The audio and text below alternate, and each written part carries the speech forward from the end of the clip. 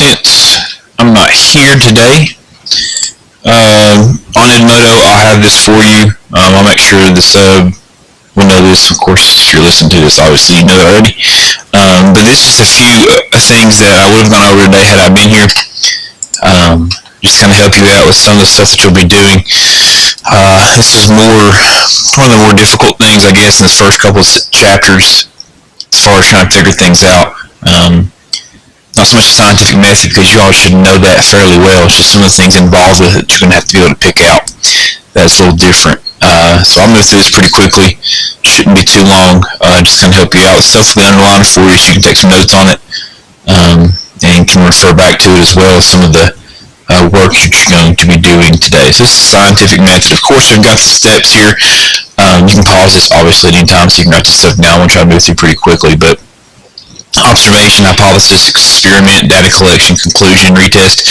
In 1,000 different ways people write the scientific method. This is the one that I use. It's kind of the most generic form.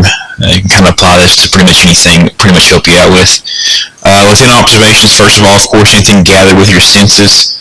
One thing I do need you to write down and remember is over there, the inference. An inference is an observation that's based on prior knowledge.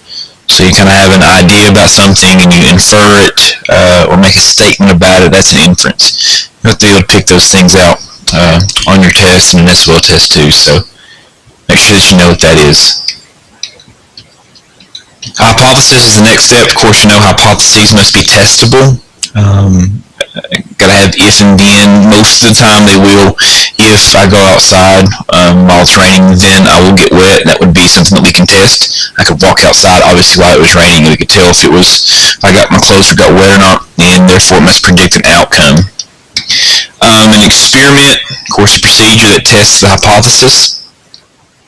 And this is kind of where some of the more interesting things, I guess, not so much interesting, but some of the things that you're going to be required to know kind of come out with. Variables is a factor in the experiment that's being tested.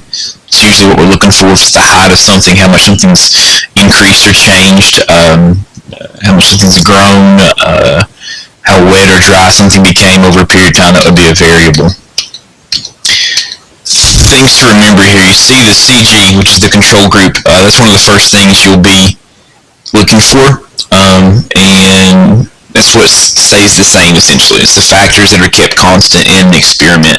Those are called the control group, and it's what everything else is measured against. As you'll see here in an example in a second, but the control never changes. It always stays the same. It's what everything else is measured against. Used for comparison, as it says right there.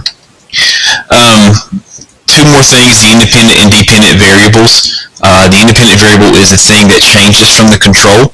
So whatever the control group is, we make one adjustment to it, that is the independent variable. And the result of changing that is the dependent variable.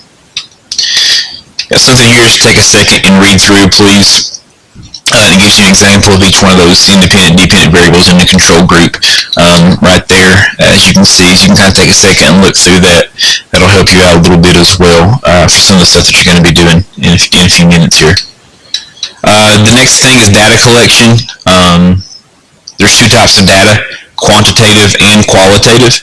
Quantitative, you see I've got the in their box, and it's always numbers. So it's the size of things as far as numbers go, how much something has grown, how much it's shrunk, anything like that that's dealing with numbers, how much something weighs, that's quantitative. Qualitative is description, so it uses letters, that's why the L is circled.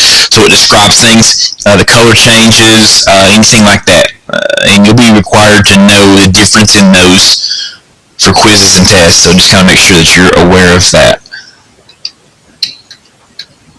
Conclusion answers the hypothesis. We have to answer it in some way. We'll go back to the me walking outside while it's raining test. After I walk back in, we could look at me and see if the clothes are wet or not. That would be a conclusion to answer the hypothesis.